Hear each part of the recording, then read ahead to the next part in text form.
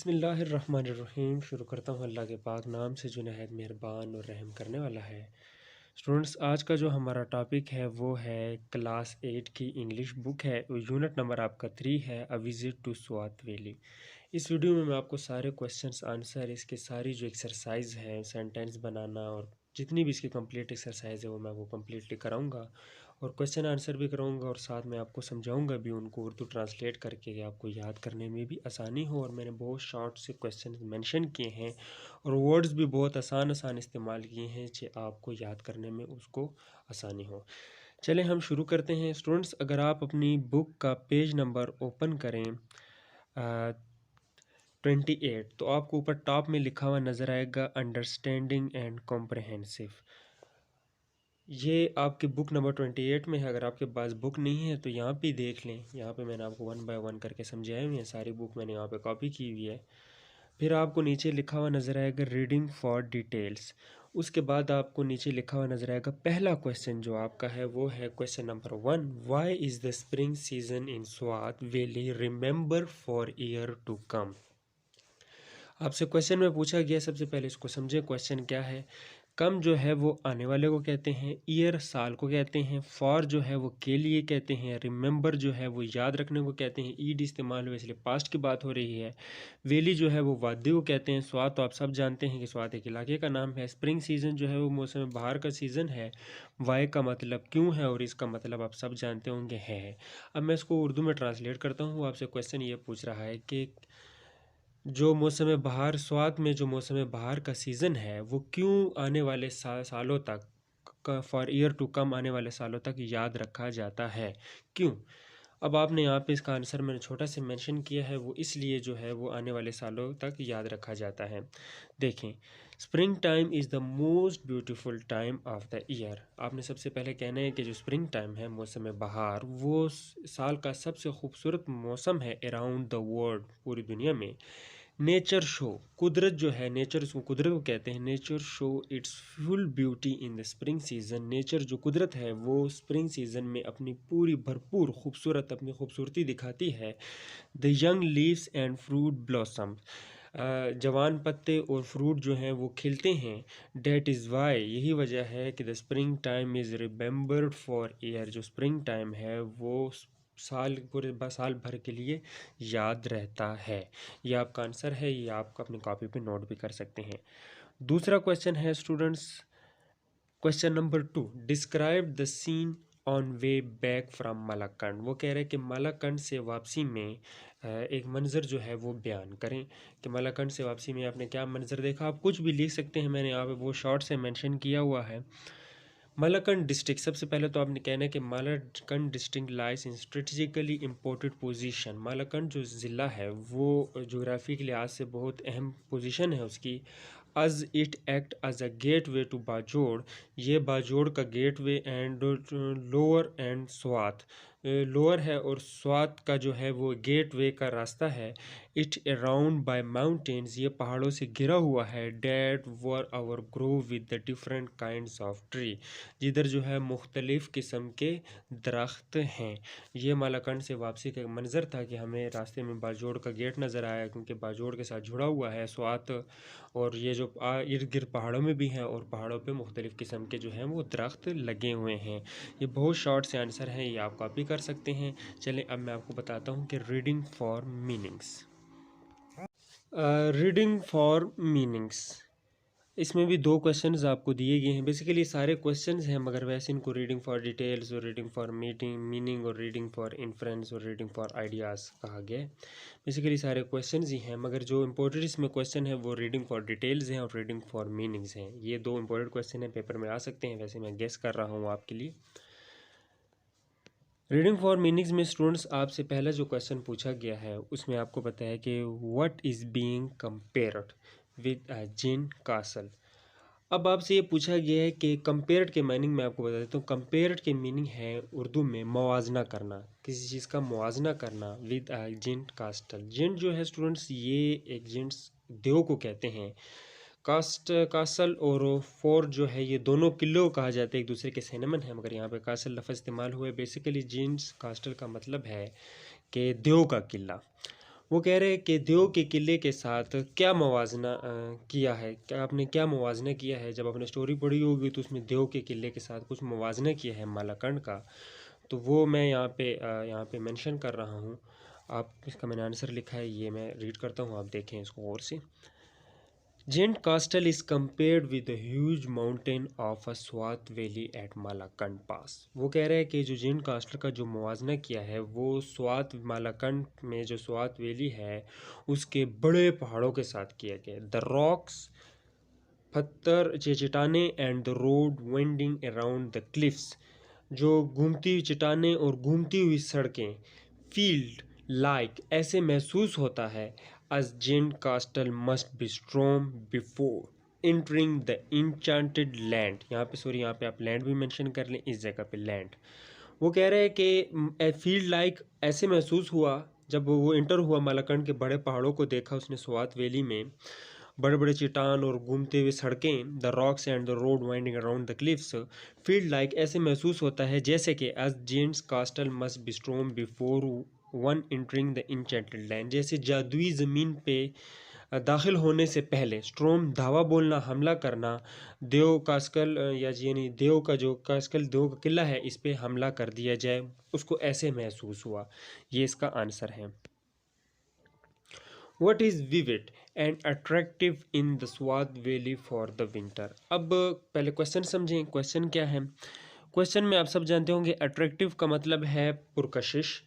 In the Swat सब जानते हैं कि स्वात और वेली वादी, और फॉर द विंटर, विंटर हम सर्दियों को कहते हैं। विविड के क्या मतलब है, ये दरअसल हम वश्त को कहते हैं शोख, ऐसे शोख रंग हो जो अट्रैक्ट करे अपने आप को, उसको हम विविड कहते हैं, शोख चीज़ को हम विविड कहते हैं इंग्लिश में।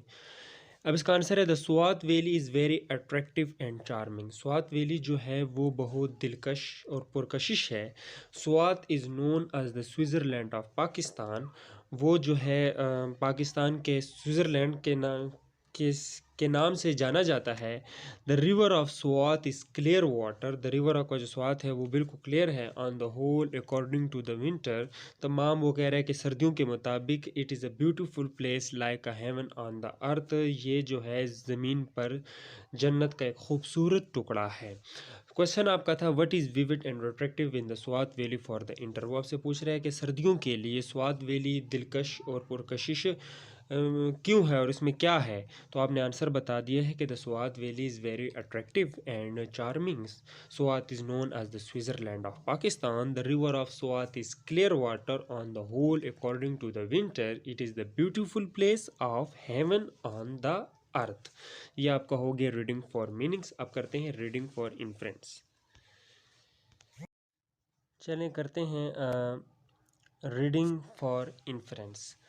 इसमें आपसे पहला क्वेश्चन जो पूछा गया है स्टूडेंट्स, आपको नज़र आ रहा है, एक मिनट थोड़ा मैं जूम कर लेता हूँ। पहला क्वेश्चन पूछा गया आपसे, डू यू थिंक, क्या आपको लगता है, ट्रैवल एक्सपीरियंस, एक्सपीरियंस कहते हैं तजर्बे को, एड्स टू यूर नॉलेज, आपके जो है वो नॉलेज में इजाफा करता है, वो आपसे क्वेश्चन पूछा गया है। अब इसका आंसर मैंने यहाँ पे छोटा से मेंशन किया हुआ है, 3-4 लाइनों का है। ट्रैवलिंग इज़ कंसिडर, वैसे तो बेसिकली कंसिडर का जो मतलब है वो मुश्तमिल को कहते हैं, मगर यहाँ पे सेंटेंस के साथ थोड़ा बहुत इसका मतलब चेंज हो जाता है। एक होता है फ्रॉम, जिसका मतलब है FROM, फ्रॉम। यहाँ पे भी एक और चीज़ मैं आपको सिखा रहा हूँ, फ्रॉम। फ्रॉम का जो मतलब है वो है से, इससे, उससे। और एक होता है फॉर्म, ये जो है किसी की शक्ल, शक्ल के बारे में, इस फॉर्म का है, इस फॉर्म का है, बेजान जो शक्लें होती हैं उनको लिए हम फॉर्म का इस्तेमाल करते हैं। Travelling is consider the best form of education, वो बोल रहा है कि ट्रैवलिंग जो है, सफ़र जो है वो एजुकेशन की बेहतरीन शक्ल पर मुश्तमिल है या समझी जाती है। इनफैक्ट दर हकीकत travelling leads a person to learn new things and known about of the world culture and languages. वो बोल रहा है कि जो ट्रैवलिंग है, जो सफ़र है, वो एक शख्स को, एक पर्सन को जो है वो नई चीज़ें सिखाती है, दुनिया की जो है सकाफ़त और लैंग्वेजेस के बारे में भी सिखाती है।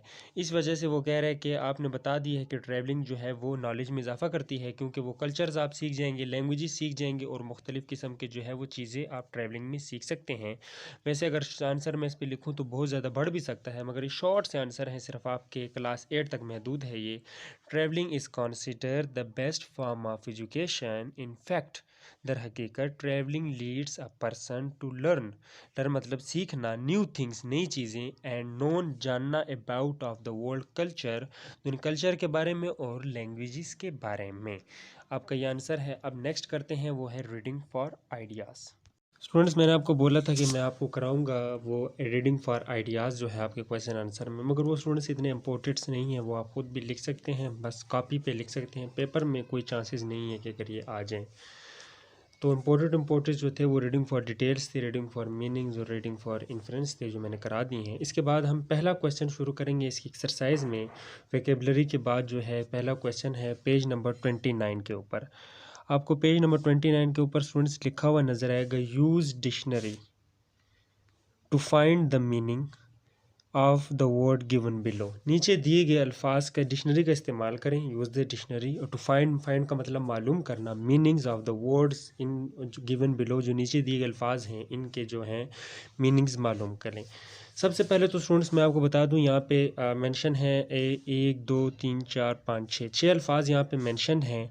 और ये जो 6 अल्फाज हैं ये सब पौधों के नाम हैं। यहाँ पर आपका ये कन्फ्यूजन मैं क्लियर कर दूं, ये बेसिकली पौधों के नाम हैं इंग्लिश में। जिस तरह हम उर्दू में नाम रखते हैं, हर ज़बान के अपने अपने नाम होते हैं, ये बेसिकली इंग्लिश में इन पौधों को ये कहा जाता है।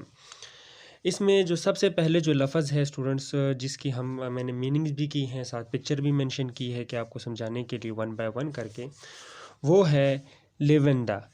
अब इसकी प्रोनाउंसिएशन मैं आपको बता दूं कि इसको अगर अमेरिकन ज़बान में ट्रांसलेट किया जाए तो अमेरिकन इसको लेवेंडर बोलते हैं, वो 7 आर का इस्तेमाल करते हैं। और जो ब्रिटिश है स्टूडेंट्स वो है लेवेंडा, वो आर उनमें साइलेंट रखते हैं। बेसिकली हम पाकिस्तान में, इंडिया में जितने भी वर्ड्स में इंग्लिश इस्तेमाल होती है स्टूडेंट्स, वो ब्रिटिश इस्तेमाल होती है। इसलिए हमें जो है वो ब्रिटिश लैंग्वेज में अपनी प्रोनाउंसिएशन को बेहतर करना है और ब्रिटिश ही लैंग्वेज में उसको तैयार करना है। तो हम ब्रिटिश लैंग्वेज में करेंगे, उसमें आर साइलेंट है इसमें, और इसका जो प्रोनाउंसिएशन है वो है लेवेंडा। अब ये क्या है ये मैं आपको बता देता हूँ। ये है a small aromatic evergreen shrub of the mint family. ये मिंट फैमिली जो पुदीना है उसके ख़ानदान से एक पौधा है, विद नैरो लीव्स, इसके नैरो पत्ते हैं, एंड ब्लूइश पर्पल फ्लावर्स, और इसमें ब्लूइश और पर्पल जो हैं वो फूल हैं। ये दिखता किस तरह, ये कुछ इस तरह दिखता है। मैंने पिक्चर में यहाँ पे मेंशन किया स्टूडेंट्स, ये आपने कई दफ़ा देखा होगा स्वात में, आगे पीछे जिधर भी आप पहाड़ी इलाके में गए होंगे तो बाहर के मौसम में आपको ये पौधा नज़र आया होगा। पंजाब में भी नज़र आता है, मुख्तलिफ़ जगहों पे ये लगा होता है।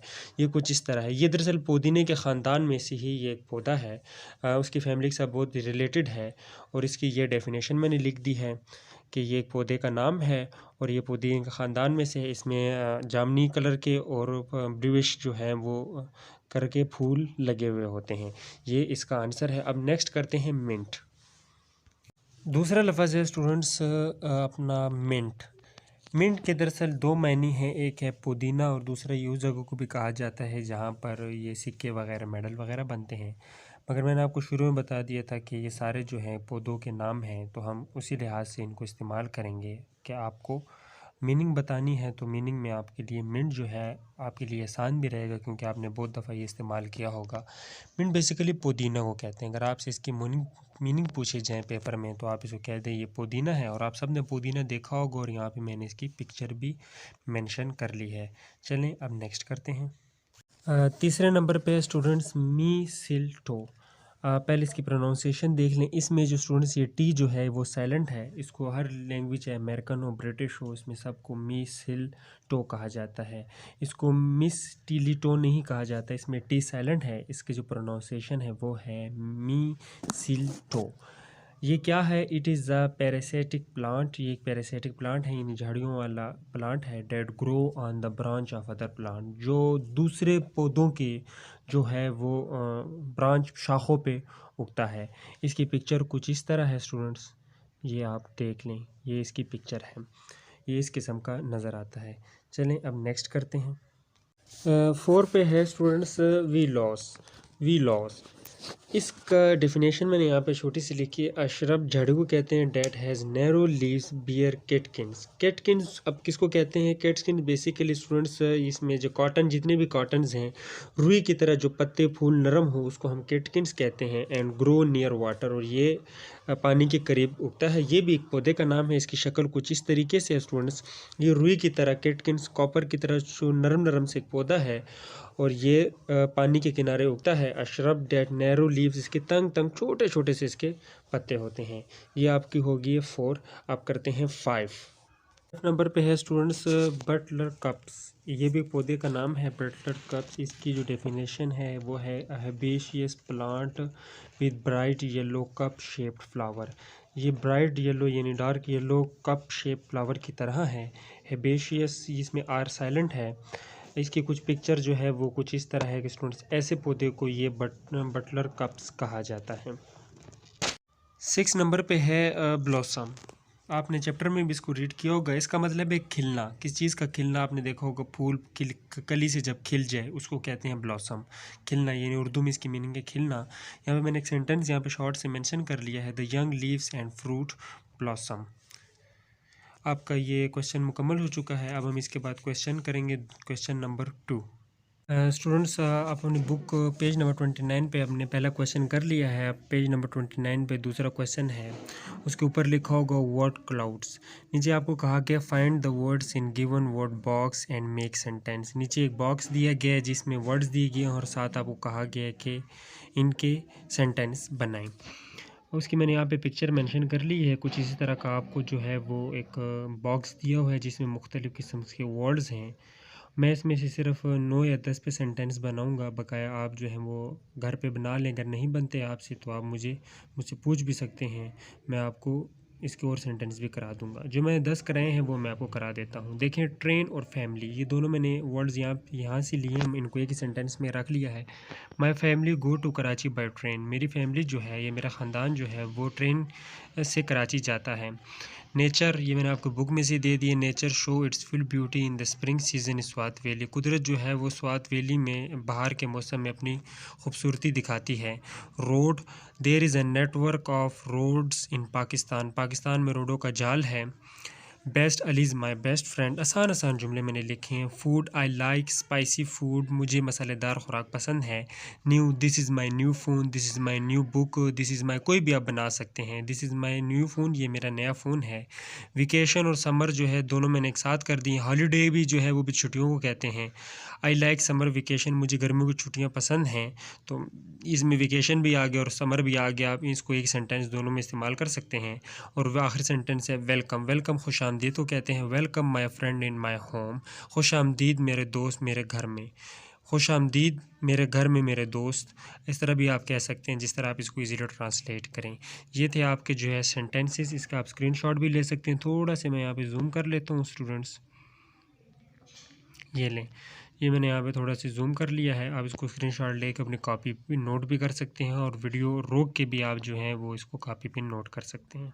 चलिए हम नेक्स्ट क्वेश्चन शुरू करते हैं। क्वेश्चन नंबर 5 तो लिखा हुआ है। क्वेश्चन नंबर 5 है, 2 के बाद ही पेज नंबर 29 पे 5 लिखा हुआ है। ये आपका क्वेश्चन नंबर जो 5 है, 1 और 2 के बाद डायरेक्ट आपको नीचे क्वेश्चन नंबर 5 दिया गया है। तो 5 लिखा है, इसमें लिखा है कि encircle meaning of the following words that relate to the text. Relate मतलब जो ताल्लुक रखते हैं उनके साथ, उनको इनसर्कल करें। यहाँ पे आपको ये 3 बॉक्सेस स्टूडेंट्स नज़र आ रहे होंगे। ये जो 3 बॉक्सेस हैं, इनमें ऊपर ग्रीन पट्टी बनी हुई है, वहाँ से इनमें 3 लफ्ज़ लिखे गए हैं और नीचे आपको 3 और लफ्ज़ दिए गए हैं ABCD की शक्ल में।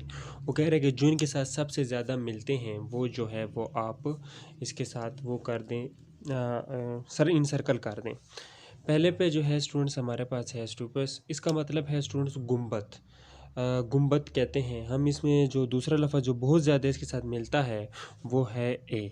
ये लफ्ज़ के साथ बहुत ज़्यादा मिलता है क्योंकि इसको भी मकबरा, इसकी वजह से मकबरा कहते हैं। कायद आज़म का मकबरा ये भी गुंबद नमा के शक्ल का होता है, टूम्स। दूसरे पे है पॉइंट। इसका मतलब जो स्टूडेंट्स वो है अजीब व गरीब जी चीज़ ना हो, उसके लिए हम पॉइंट्स का लफ्ज़ इस्तेमाल करते हैं। ये बी के साथ बहुत ज़्यादा मिलता है, स्ट्रेंज। तीसरे नंबर पे है रुन्स, ये कहते हैं खंडरात को। अब 3 ऑप्शन दिए गए हैं। डिस्ट्रॉय भी जो है वो भी टूटी फूटी चीज़ों को कहते हैं, मगर जो इसके साथ बहुत ज़्यादा मिलता है वो है ए, रिकेज, यानी मलबे वगैरह को। खंडरात और मलबा जो है एक दूसरे के साथ बहुत ज़्यादा मिलता जुलता है। चलें अब हम नेक्स्ट क्वेश्चन करेंगे। चलें अब क्वेश्चन नंबर 6 करते हैं स्टूडेंट्स। क्वेश्चन नंबर 6 क्या है? क्वेश्चन नंबर 6 में आपसे पूछा गया है कि वो कह रहे हैं कि pick noun clause and phrases from the paragraph 3। ये आपका क्वेश्चन है। आपको कहा गया कि नाउन क्लास जो हैं और फ्रेज जो हैं वो पैराग्राफ नंबर 3 से पिक करें। आप तभी पिक कर सकेंगे कि जब आपको पता हो कि नाउन क्लास क्या हैं और फ्रेज हैं ये क्या हैं। स्टूडेंट्स, मैं आपको बुक में से 2 डेफिनेशनें लिखी हैं और 1 बाय 1 करके समझाऊंगा। जब आप ये समझ जाएंगे तो आप पैराग्राफ 3 क्या पैराग्राफ 1 से भी उठा सकते हैं, 2 से भी उठा सकते हैं, किसी चैप्टर से भी उठा सकते हैं। ये पैराग्राफ 3 जो है ये आपकी जो विजिट स्वात वाले जो चैप्टर है उसमें पैराग्राफ नंबर 3 है, उसमें से आप कहा गया है कि आप जो है नाउन क्लास को और नाउन फ्रेज को ओपन करें। चलें पहले समझते हैं कि ये है क्या, ये बात किसकी हो रही है। एक है स्टूडेंट्स फ्रेज, एक है क्लास और एक है सेंटेंस। अब मेरी बात आप गौर से सुने। सेंटेंस भी अ ग्रुप ऑफ वर्ड्स है, फ्रेज भी जो है ग्रुप ऑफ वर्ड्स है और क्लास भी जो है वो भी ग्रुप ऑफ वर्ड्स है। अब तीनों ग्रुप ऑफ वर्ड्स हैं, आप कंफ्यूज हो रहे होंगे। सेंटेंस को ग्रुप ऑफ वर्ड्स ऐसे ग्रुप्स ऑफ वर्ड जिसमें subject plus verb plus object लाजमी हो और एक कंप्लीट सेंस, एक जुमले में आपको पूरी जुमले में आपको समझ आ जाए कि ये किस के बारे में बात हो रही है और कौन ये काम कर रहा है और किस पे ये काम हो रहा है, ऐसे को हम सेंटेंस बोलते हैं जो पूरी बात समझ आ जाए। फिर आता है क्लास। क्लास को उर्दू में शक कहते हैं। ये किसे कहते हैं स्टूडेंट्स, ये मैं आप गौर से सुने। ये कहते हैं कि ऐसी चीज़ को जिसमें वर्ब का होना लाजमी है, यानी काम के बारे में बेशक सब्जेक्ट ना हो, इसमें अपना ऑब्जेक्ट भी ना हो, वर्ब लाजमी हो कि यानी जो काम हो उसके बारे में ज़रूर बात की गई हो, उसको हम क्या कहते हैं, क्लास कहते हैं। और फ्रेज जो स्टूडेंट्स क्या है, ये है 1 यूनिट फंक्शन। 1 यूनिट फंक्शन यानी सब्जेक्ट में सेंटेंस कोई भी जुमला हो, फ़िक्रा हो, उसमें बेशक ना सब्जेक्ट हो, ना ऑब्जेक्ट हो, ना वर्ब हो, मगर एक फ़ंक्शन लाजमी हो। वो फंक्शन सब्जेक्ट भी हो सकता है, वो फंक्शन जो है वो एडजेक्टिव भी हो सकता है, एडवर्ब भी हो सकता है, वो फंक्शन जो है वो ऑब्जेक्ट भी हो सकता है, वर्ब भी हो सकता है। इनमें से कोई भी एक फंक्शन का होना लाजमी है, उसको हम फ्रेज कहते हैं।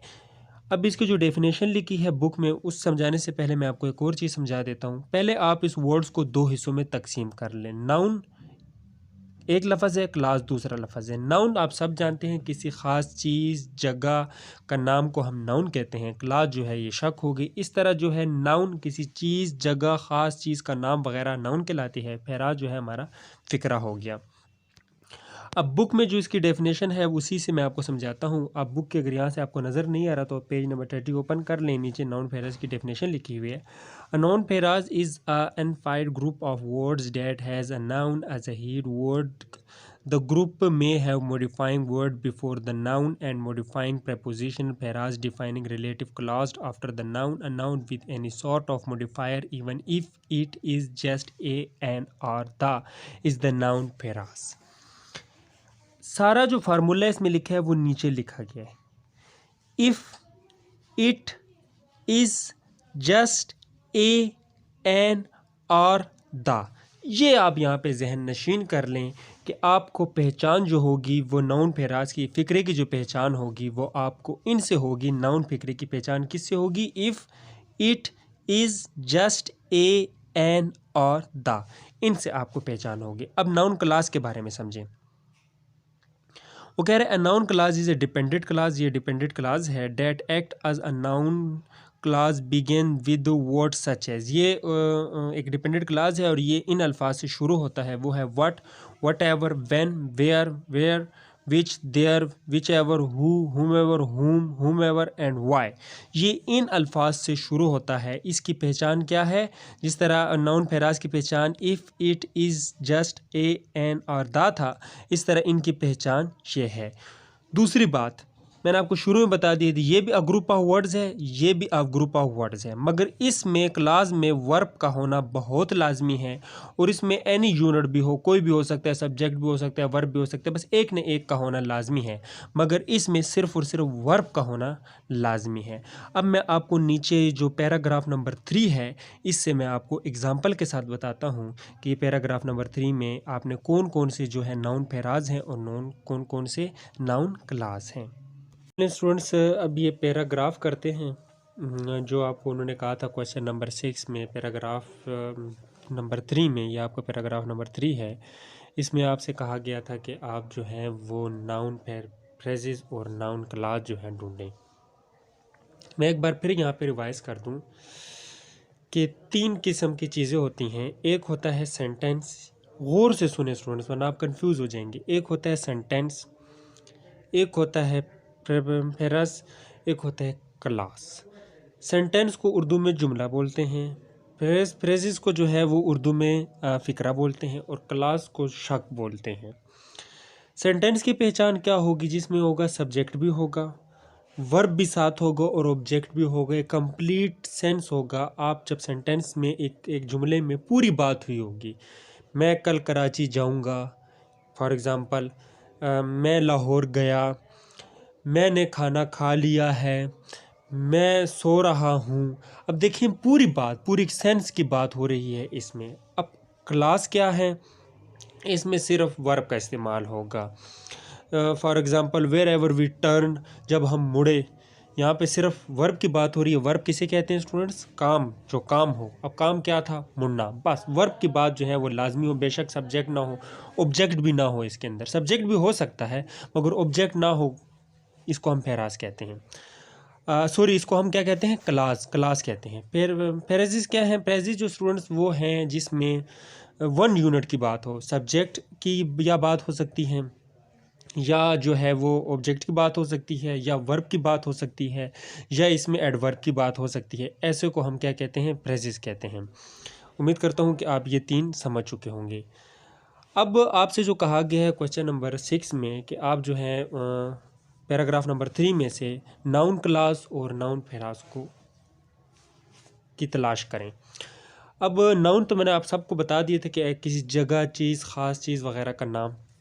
फ्रेज की मैंने आपको डेफिनेशन बता दी थी कि अगर जुमला जो फ़िक्रा हो वो दी, इज़, इफ़, अपना जस्ट, इट, या अपना उससे इस्तेमाल हो ए, एन या दा से इस्तेमाल हो, तो स्टूडेंट्स ये हमारा हो गया फ़िक्रा यानी फ्रेजेस। और क्लास जो है ये हमारी, इसकी पहचान क्या है इंग्लिश में? What, whatever, there, that, this, whomever वगैरह वगैरह जितने भी हैं ये सब्जेक्ट की जगह पे काम करेंगे यहाँ पर। इसको हम क्या कहते हैं? क्लासेस कहते हैं। अब इसमें से पहचान करते हैं।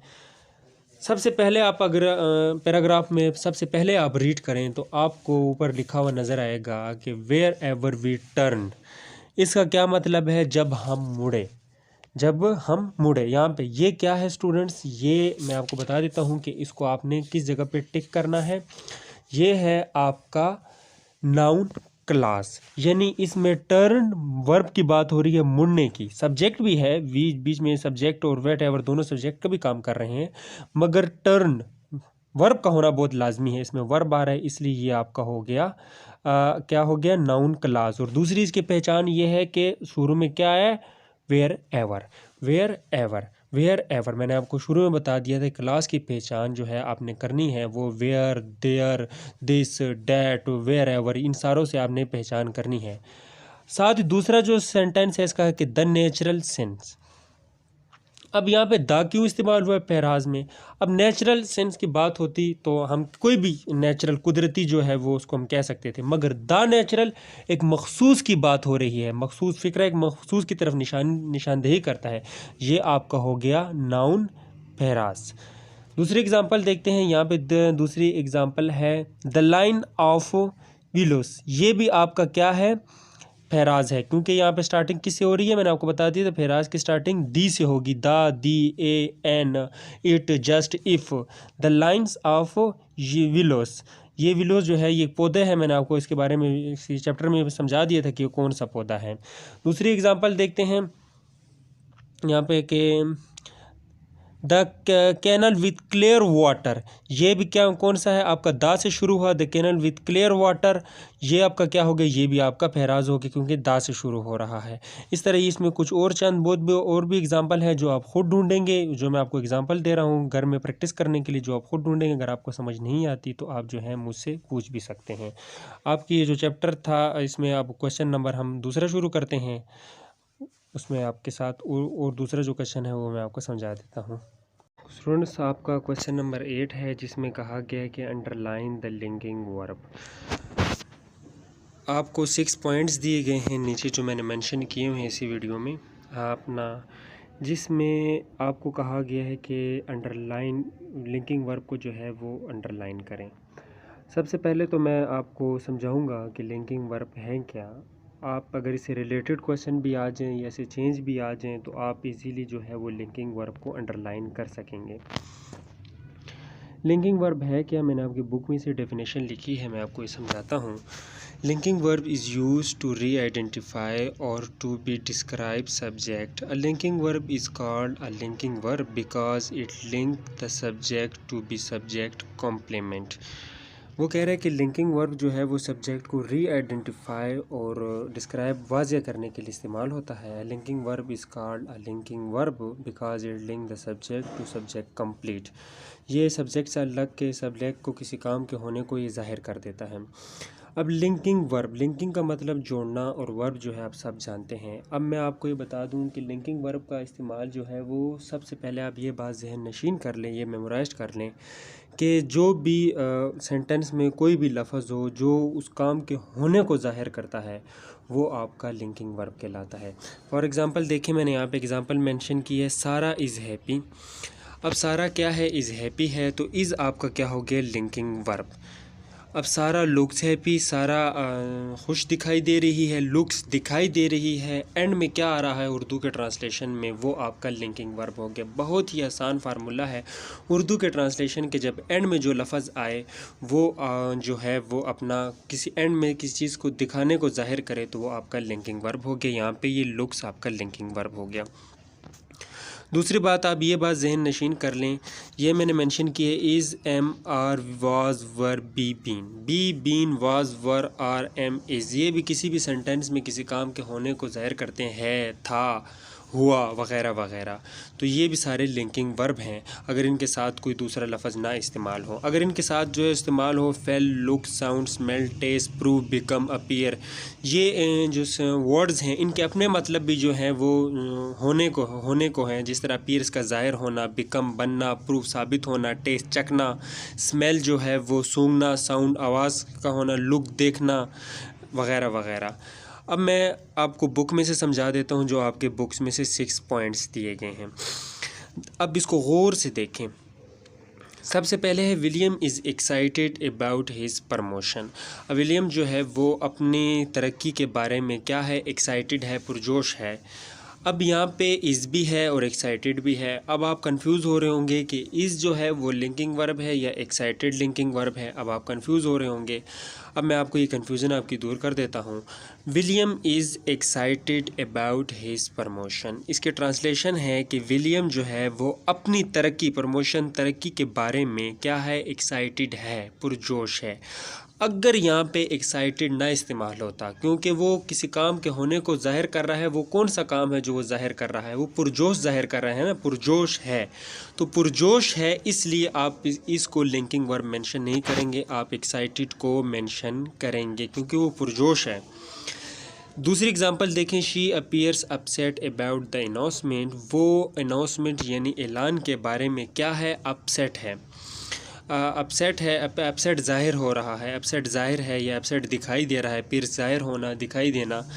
She appears upset about the announcement. अब यहाँ पे देखें, यहाँ पे दो लफ्ज़ आ गए हैं, एक आ रहा है अपीयर्स आ गया, दूसरा अपसेट आ गया। अगर अपीयर्स ना होता यहाँ पे तो फिर तो सेंटेंस के आखिर में आ जाता कि वो जो है वो अपसेट है, तो अपसेट आपका लिंकिंग वर्ब हो जाता। मगर वो साथ अपीयर्स इस्तेमाल हुआ है कि वो अपसेट दिखाई दे रहा है, तो उर्दू के ट्रांसलेशन में देखें, हिंदी के ट्रांसलेशन में देखें तो एंड में अपीयर्स आ रहा है।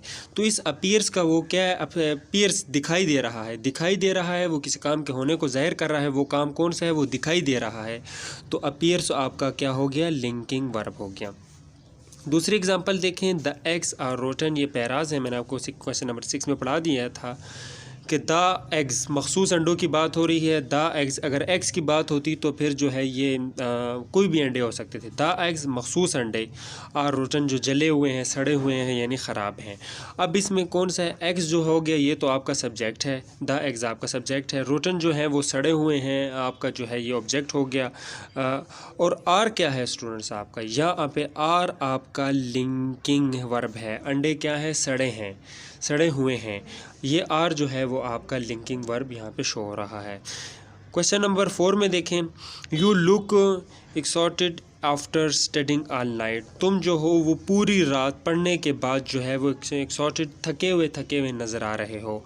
अब यहाँ पे थके हुए नज़र आ रहे हो, अगर यहाँ पे लुक ना होता तो डायरेक्ट एक्सॉटेड होता, तो ये फिर ये लफ्ज़ जो होता ये लिंकिंग वर्ब होता। मगर यहाँ पे एंड में आ गया क्या, आपको उर्दू के जुमले में एंड में क्या नज़र आ रहा है, नज़र आ रहे हो, नज़र आ रहे हो। तो नज़र के लिए क्या है, यहाँ पे लुक इस्तेमाल हुई, ये लुक आपका हेल्पिंग वर्ब है।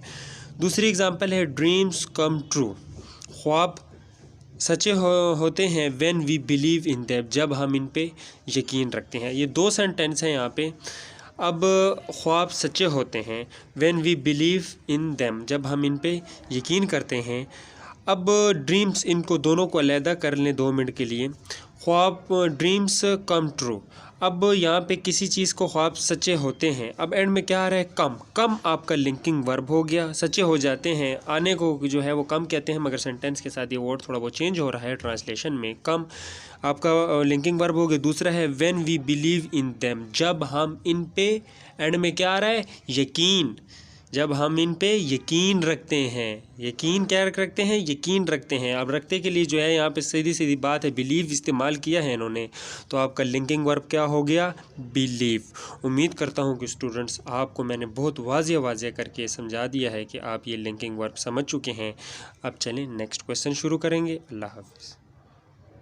स्टूडेंट्स आपका क्वेश्चन नंबर 9 है। क्वेश्चन नंबर 9 में आपसे कहा गया है कि choose the correct form of verb that agree with the subject. वो कह रहे हैं कि वर्ब की जो है वो सही फॉर्म जो है वो करेक्ट फॉर्म जो है वो चूज़ करें जो है सब्जेक्ट के साथ एग्री करे।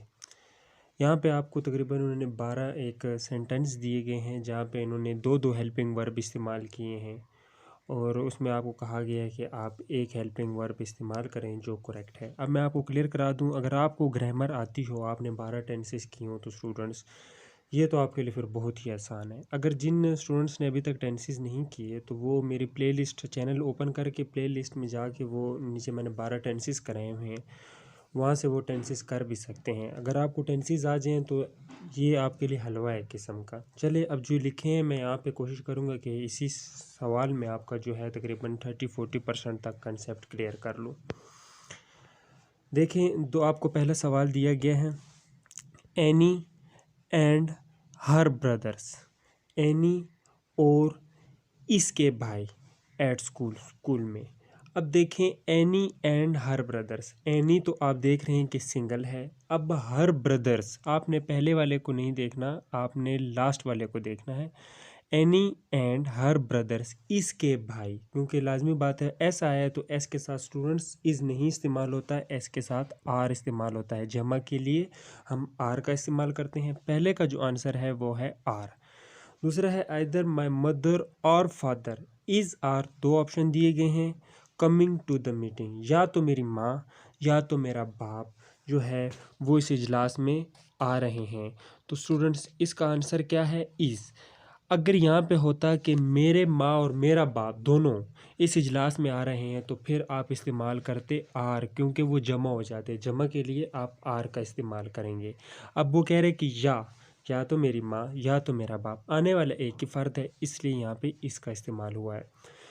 तीसरी एग्जांपल देखें, द डॉग्स और the cats is are outside. The dogs और the cats is are outside. अब यहाँ पे क्या आएगा स्टूडेंट्स, यहाँ पे आर आएगा, क्योंकि डॉग्स भी जमा है, वो कह रहे हैं कुत्ते या बिल्लियाँ बाहर हैं।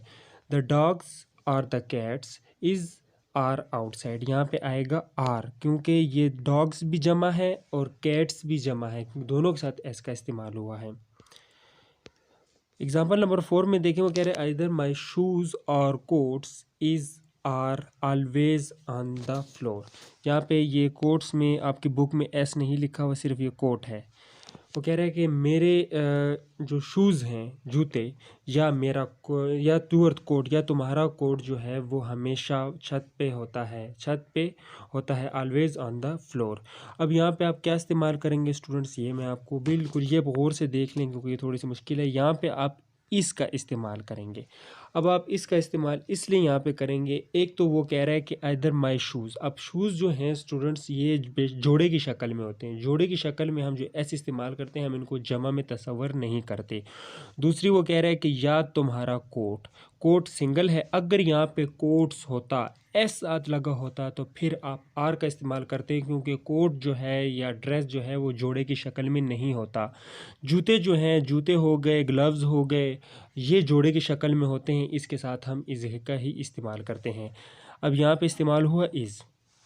दूसरा है George and Tamara does not, दूसरा है don't went to that movie. George और तमारा जो है वो मूवी के लिए नहीं गए।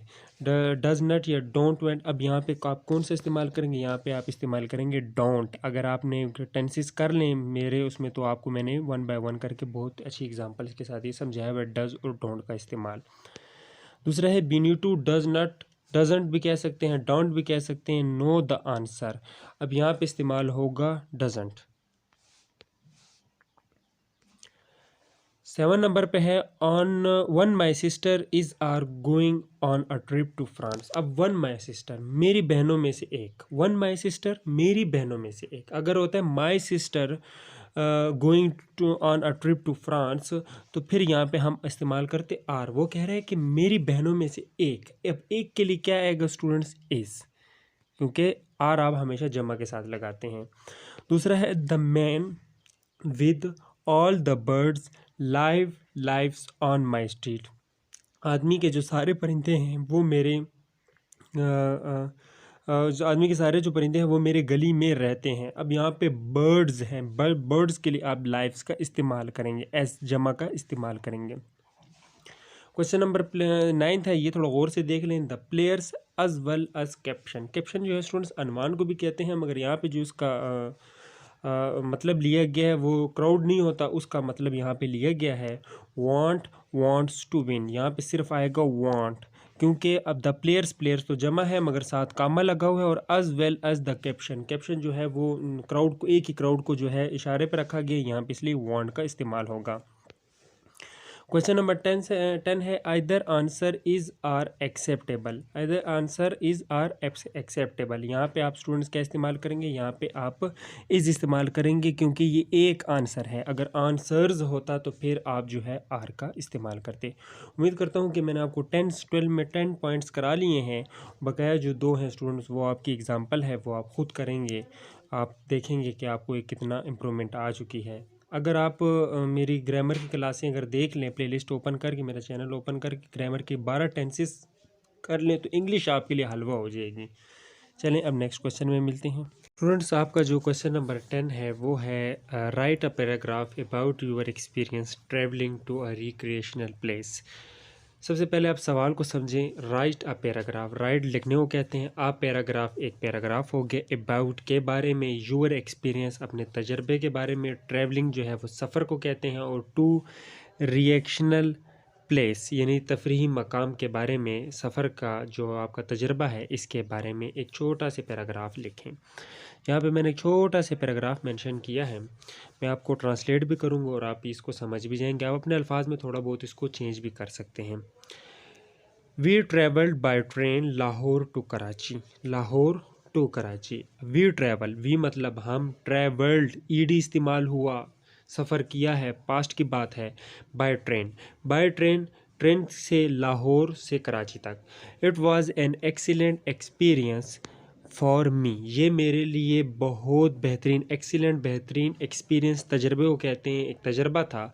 It was a long journey, ये एक लंबा सफ़र था। अ lot of place and station first time I came across, एक बहुत ज़्यादा मकामात और स्टेशन पे जहाँ मैं पहली दफ़ा गया था। I met a lot of different types of people, मैं बहुत मुख्तलिफ तबकात के लोगों के साथ मिला। I travel from Punjab to Sindh, मैंने पंजाब से सिंध यानी कराची की बात करें, सिटी की, the biggest city of Pakistan का सफ़र किया। There is a sea port, यहाँ पे एक सी पोर्ट है। As well as point of recreation, यहाँ पे पॉइंट भी है रिक्रिएशन की। आई फेल्ट प्लेजर, मैंने अच्छा महसूस किया। It was a great adventure for me to see such points, ये पॉइंट देखने के लिए ये मेरे लिए एक बहुत ही बेहतरीन एडवेंचर था। ये हो गया स्टूडेंट्स आपका क्वेश्चन नंबर 10। इसके बाद में आपको क्वेश्चन नंबर जो 11 है स्टूडेंट्स, वो आपकी एक पिक्चर है, वो तो मैं नहीं करा रहा इसमें, मैं सिर्फ आपको क्वेश्चन नंबर 10 के बाद 12 और 13 कराऊंगा, तो आपका चैप्टर कंप्लीट हो जाएगा। स्टूडेंट्स पेज नंबर 36 पे आपको मिलेंगे, ऊपर लिखा होगा फ्लुएंस ऑफ एक्सप्रेशन, नीचे लिखा होगा ओरल एक्टिविटी, और इसके नीचे लिखा होगा question number 12, what kind of place have you visited in your life, आपने किस किस्म के जो है वो जगहों पर अपनी ज़िंदगी में गए हैं या दौरा किया है। तो आंसर है I have visited many hills place, मैंने बहुत से पहाड़ी इलाकों, हिल्स पहाड़ों को कहते हैं, हिल्स का दौरा किया है। लाइक आई ई जो है वो स्टूडेंट्स इसका है कि जैसा कि मरी, नथिया गली, Ayubia, Daman Koh and sea point in Karachi, ये इसका आंसर हो गया है। ये आप लिख सकते हैं। आप बेशुमार जितने जितने आपको प्लेसेस जितने ज़्यादा आते हैं उतने ज़्यादा आप लिखेंगे तो स्टूडेंट्स ये आपका क्वेश्चन उतना बड़ा हो जाएगा। तो शुरू में आपने लिखना है I have visited many, many hills place. अगर हिल्स आप नहीं लिखते, आई विजिटेड मैनी प्लेसेस आप लिख दें, और उसके बाद जितने भी इलाके आते हैं, कराची, मुल्तान, फैसलाबाद, सारे इलाके लिखते जाएं, आपका क्वेश्चन उतना बड़ा होता चला जाएगा। दूसरा क्वेश्चन है which is the best place you have every visited, वो को अच्छी एक ऐसे मकाम का नाम बताएं जो बेहतरीन हो, जहाँ पे आप बार बार जाना पसंद करते हैं। मैंने यहाँ पे क्वेश्चन छोटा सा लिखा है sea point in Karachi, Karachi में जो है उससे समुद्री point. That is always fascinated me, that is always, always का मतलब आप जानते हैं कि हमेशा कहते हैं। फेसिनेटेड मी मतवज्जो करता है, जो हमेशा मुझे अपनी तरफ मतवज्जो करता है। ये आपका आंसर है क्वेश्चन नंबर 13 का। आपका ये जो चैप्टर नंबर 3 है the Swat visit to the Swat valley, ये कंप्लीट हो चुका है। इसके बाद हम इंशाल्लाह नेक्स्ट चैप्टर करेंगे, चैप्टर नंबर 4, और ये आपका कम्प्लीटली मैंने चैप्टर करा दिए जितने भी क्वेश्चंस आंसर थे। अगर आपको ये वीडियो पसंद आई हो तो स्टूडेंट्स ये अपने ज़्यादा से ज़्यादा स्टूडेंट्स के साथ ये शेयर करें। अल्लाह हाफिज़।